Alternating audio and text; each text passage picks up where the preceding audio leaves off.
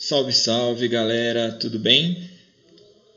Como é que vocês estão? Espero que vocês estejam bem. Vou dar continuidade aí com vocês, terceirão, sobre a literatura moderna, tá bom? Da primeira geração.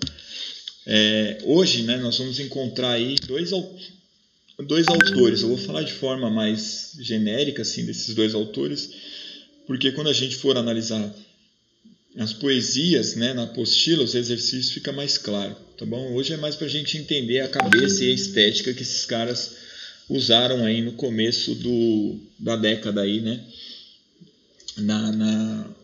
do século passado aí, né, como que eles viam a arte e como que eles escreveram e discutiram essa arte no período, tá bom? Muito bem, vamos lá então, galera. As páginas que eu vou trabalhar com vocês hoje são as páginas 13, tá bom?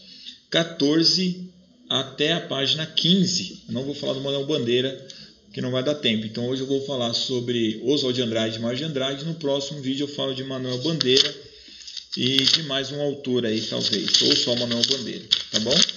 Bom, então já vou deixar para vocês fazerem aí as atividades da página 16 e 17 e 18, do 1 até o 6. Tá bom? Da apostila de literatura, tá? Que vai falar sobre esses autores aí que a gente vai conversar hoje.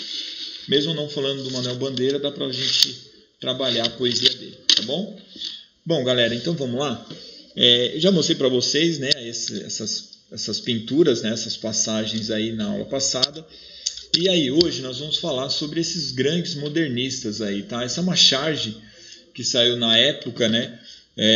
Isso causava muito furor, né? Então você vê aí os modernistas tirando sarro, né? Zoando com os artistas tradicionais da arte tradicional, né? Então você vê lá, ó, Coelho Neto não lava o pé, Almeida Júnior não paga o padeiro. Isso é tudo ofensa gravíssima para o período, tá?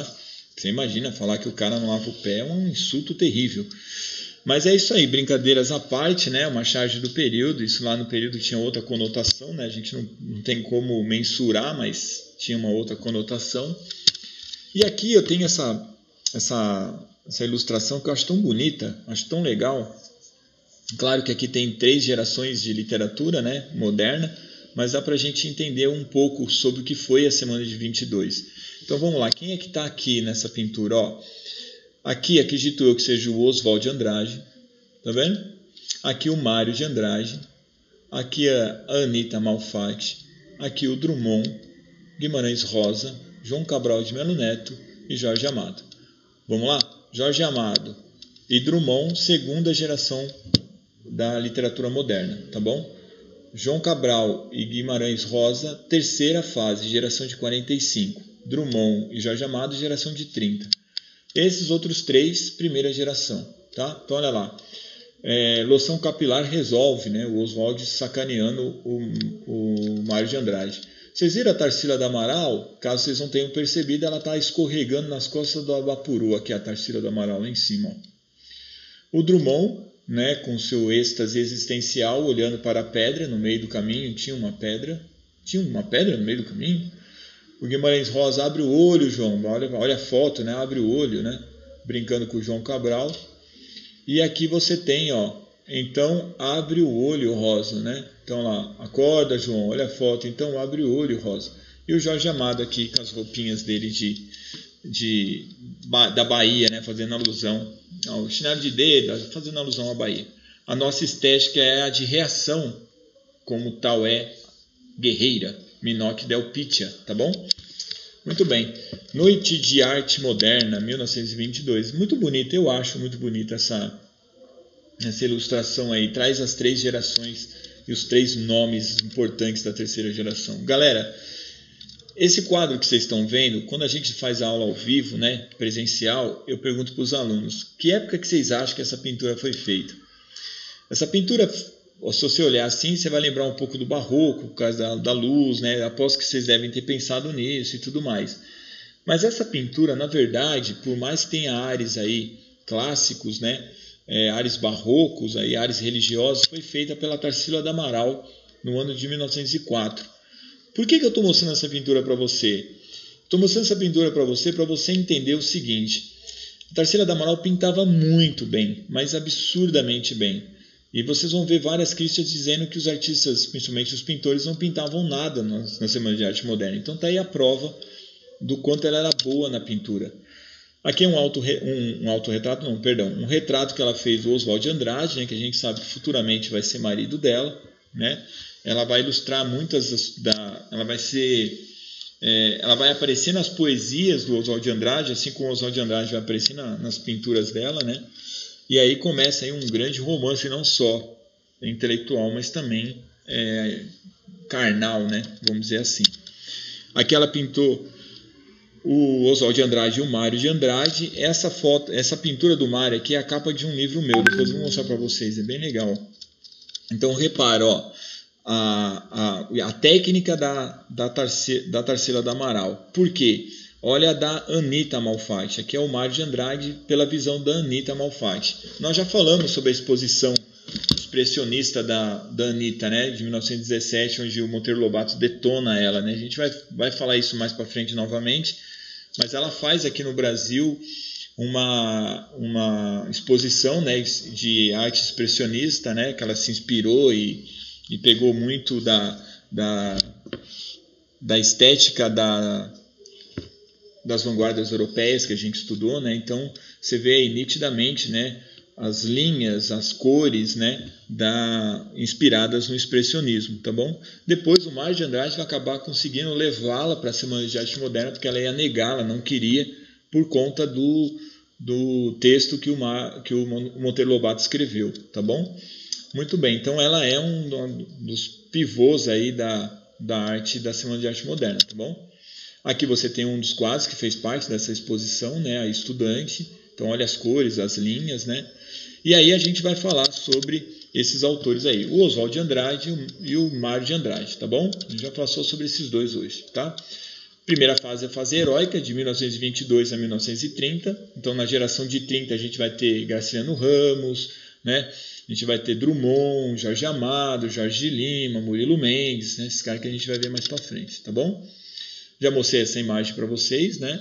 Aí você tem Oswald de Andrade, Mário de Andrade, Ronald de Carvalho e o Manuel Bandeira. Então eles vão negar o passado, valorizar a estética do cotidiano, o nacionalismo e a liberdade linguística, que a gente vai ver em alguns textos aí. Então é uma fase mais anarquista, tá bom? Aqui nós temos o Lazar Segal pintando Mário de Andrade e o Portinari pintando Mário de Andrade. Para vocês verem a importância que esses caras tiveram para o período, né? O Mário de Andrade é considerado o papa do modernismo, enquanto o Oswald de Andrade é considerado o mentor, o cabeça do modernismo, tá bom? Muito bem. Aqui nós temos a Pauliceia Desvairada, que é um dos primeiros livros aí, né, que vai inaugurar a Semana de Arte, vai inaugurar o modernismo no Brasil, né? Então você vê pela própria capa, né, a extravagância, né, dos losangos coloridos aí da capa. E isso vai trazer muitos...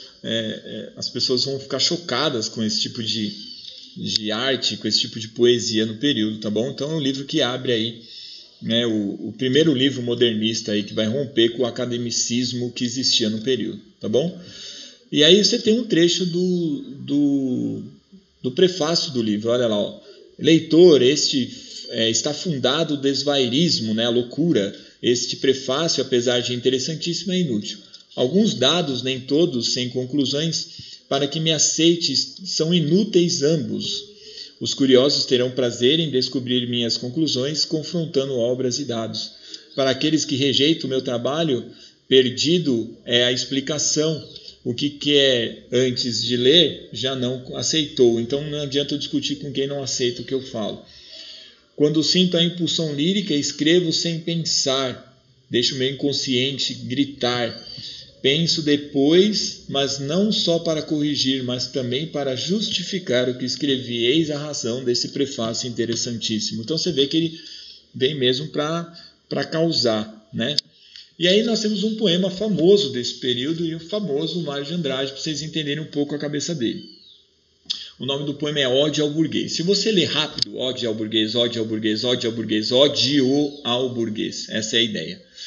Eu insulto o burguês níquel, o burguês, da digestão bem feita de São Paulo, burguês, homem curva, homem nádegas, homem sendo francês, brasileiro, italiano, é sempre cauteloso pouco a pouco. Então ele está esnobando essa elite paulista, né? Eu insulto os aristocratas cautelosas, as aristocracias cautelosas, os barões lampiões, os condes joões, os duques urros, que vivem dentro de muros sem pulos e gemem sangue e alguns mil réis fracos, que dizem que as filhas e senhoras falam francês e tocam os printempes com as unhas. Né? Olha que legal aqui, ele vai colocar um diálogo na poesia, isso era inédito. Ó. Aí, filho, o que te darei pelo seu aniversário? Um colar, conto e 500, uma fortuna para a época. Mas não tem problema não, filha, nós morreremos de fome. Eu compro mesmo assim, mesmo que a gente morra de fome, porque eles vivem de uma vitrine, né? Vivem de aparências, né? Olha que interessante. Então eles são contra não só a questão artística, mas também a questão política também, né? Então eles batem de frente com a burguesia. Lembrando que todos esses caras são burgueses, tá? São anarquistas, né? Bom, então ele vai insultando o burguês, insulta o burguês e tal. É um poema interessante para vocês verem e entenderem um pouco a cabeça do Mário. Depois, na apostila, a gente vai falar mais. O Oswald de Andrade é o mais irreverente, o mais anarquista de todos os poetas aí dessa geração, tá? Então ele vai introduzir o modernismo no Brasil, ele vai inovar na sua escrita, né? Ele vai ter uma linguagem cinematográfica na sua escrita, tá bom? Ele vai polemizar a sua escrita, tá bom? Ele escreve muitos manifestos, né? Então um deles é o Pau-Brasil, né? Que depois a gente vai ver na Tarsila do Amaral também, né? Onde vai falar da questão primitiva, né? E vai vir contra a produção europeia, o enlatado europeu, né? E vai mostrar que a grande mudança literária, a grande mudança artística vai acontecer, tá bom?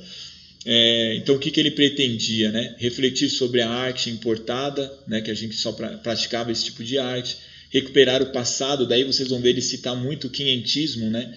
Citar muito Caminha, né? A carta do Pero Vaz de Caminha. Então ele é um poeta futurista, né? Então vocês já sabem como que é a cabeça dele. Recontar nossa história sem o ponto de vista do europeu, então a presença do índio volta novamente, do negro volta novamente, e enfatizar o contraste que a história nos dá. O Manifesto Antropofágico, vocês já sabem, né?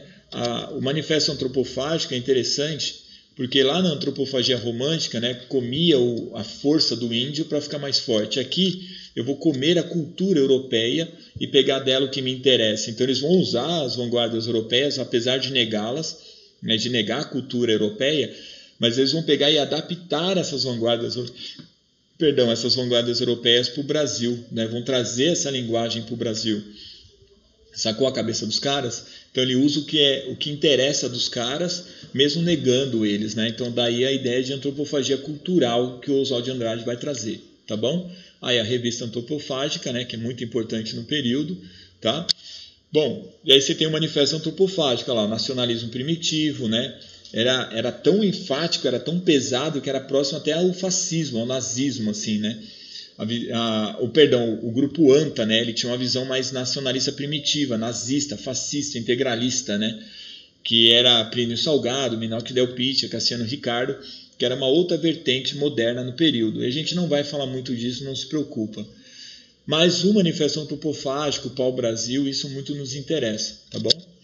Bom, aí você tem, né, não temos só uma cultura, nós temos todas as culturas, então o que é do outro me pertence. Somos produtos de tudo que nos influencia, propõe uma língua nossa cheia de desvios, então como o povo fala, vamos escrever, descobrir a cultura nacional e reler, fazer uma leitura da história do Brasil, né? A cabeça do Mário, do Oswald é essa. É muito legal vocês lerem O Rei da Vela, que é um livro que vai cair no vestibular, tá bom? É dele. Bom,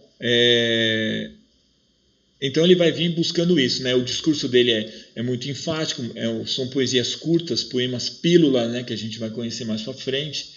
Liberdade linguística, ele é um cara fenomenal. Apesar de eu não gostar muito da poesia dele, eu acho ele fenomenal, tá bom? Então ele e o Mário de Andrade aí vão ser os grandes cabeças, né? Que vão trazer essas grandes revoluções literárias e artísticas para o período, tá bom? Vamos ver alguns poemas dele?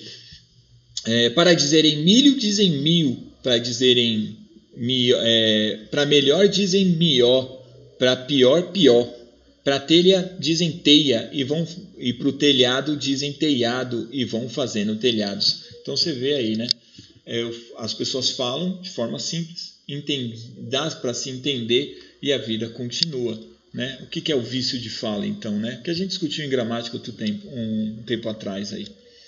Pronominais, esse poema é sensacional, veja bem o que ele vai fazer. Pronominais, nós sabemos que nenhuma frase deve ser começada com pronomes do caso oblíquo, certo? Você não pode chegar na padaria e me dar um café, você tem que falar dá-me um café, mas ninguém fala assim. Dá-me um cigarro, diz a gramática do professor e do aluno e do mulato sabido. Mas o bom negro e o bom branco da nação brasileira dizem todos os dias: deixa disso, camarada, e me dá um cigarro. Isso é um poema. Você imagina isso como foi visto na época, né? Não tem rima, não tem métrica, há desvios gramaticais, né? Como isso foi aceito, né? Hoje a gente entende como poema revolucionário, né? Mas na época era visto como loucura, né? Erros de português, outro poema brilhante dele. Quando o português chegou, debaixo de uma bruta chuva vestiu o índio. Que pena, que pena. Se fosse uma manhã de sol, o índio teria despido o português. Né? Interessante. Qual foi o erro do português? Ter vestido o índio, né? Ter acabado com a cultura silvícola, né? Dos nossos índios, dos nossos aborígenes lá, do nosso início primitivo brasileiro. Aí você tem alguns livros dele, ó, Memórias dos Sentimentos de João Miramar, né, que é um romance dele com essa influência que eu falei cinematográfica, né, são flashes como se fossem um filme, né, e aí ele vai falar, né, de rompimento com a estética tradicional da escrita machadiana, né, do Aloysio de Azevedo, aquela coisa do Raul Pompeia, né, que tem uma linguagem um pouco mais próxima do cubismo, entrecortada, né, amontoados de ideias, de frases, né.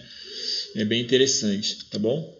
E aí são os personagens desse período importante aí da Semana de Arte Moderna, tá bom? O Mário, a Tarsila, o Oswald, a Anitta e o Manuel Bandeira, que a gente vai conhecer logo logo, tá bom?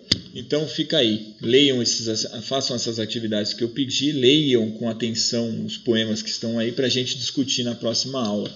Hoje eu falei um pouco sobre a questão do manifesto, apresentei um pouco a estética desses dois autores, né? Mas com o tempo a gente vai fazendo isso com mais calma, analisando com mais calma, não com tanta preocupação. Se ficar alguma dúvida, deixem para a próxima aula da semana que vem, né? Que a gente vai sentar para discutir, tá bom? E é isso. Leiam um pouco sobre o Mário de Andrade, sobre o Oswald de Andrade aí na apostila. Façam as atividades que eu pedi. O próximo vídeo eu vou voltar a falar sobre os dois, explicando a obra e a característica desses dois através da poesia deles, e já vou abrir o leque para o Manuel Bandeira da próxima aula. Tá bom, galera? Então fiquem com Deus aí, a gente se fala, se cuidem e logo logo a gente se vê. Beijão.